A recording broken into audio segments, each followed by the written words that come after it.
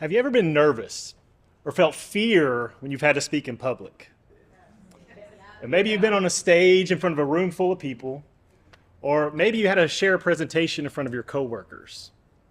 Or maybe you've been in a room full of strangers and they made you stand up and say who you are, where you're from, and what you do. Now, at some point, most people have felt what it feels like to be afraid to speak in public. For me, I grew up with a tremendous fear of public speaking. And my earliest memory of having a fear to speak happened in the second grade.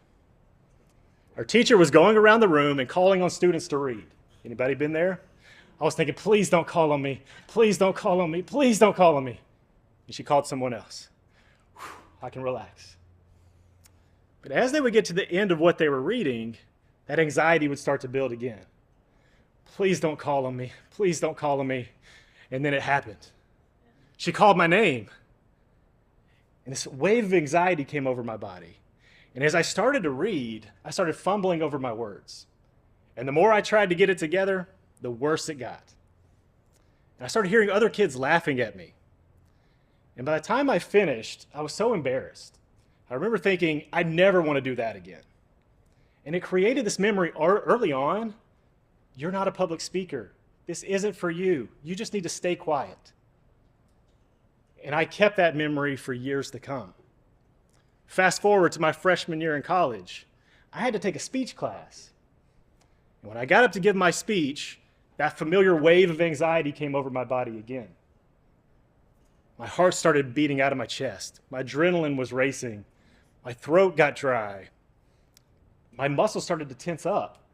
And when I was looking at my note card, my hands just started shaking. And when I tried to speak, my voice started trembling.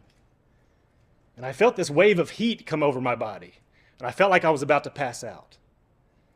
And somehow I made it through the speech, but that further anchored into my mind, you're not a speaker.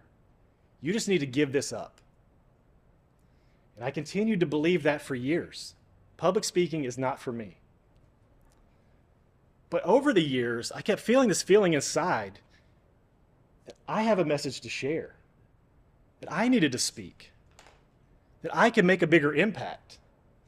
So that led me to the first key that helped me overcome my fear of public speaking was the realization that everyone has a message to share.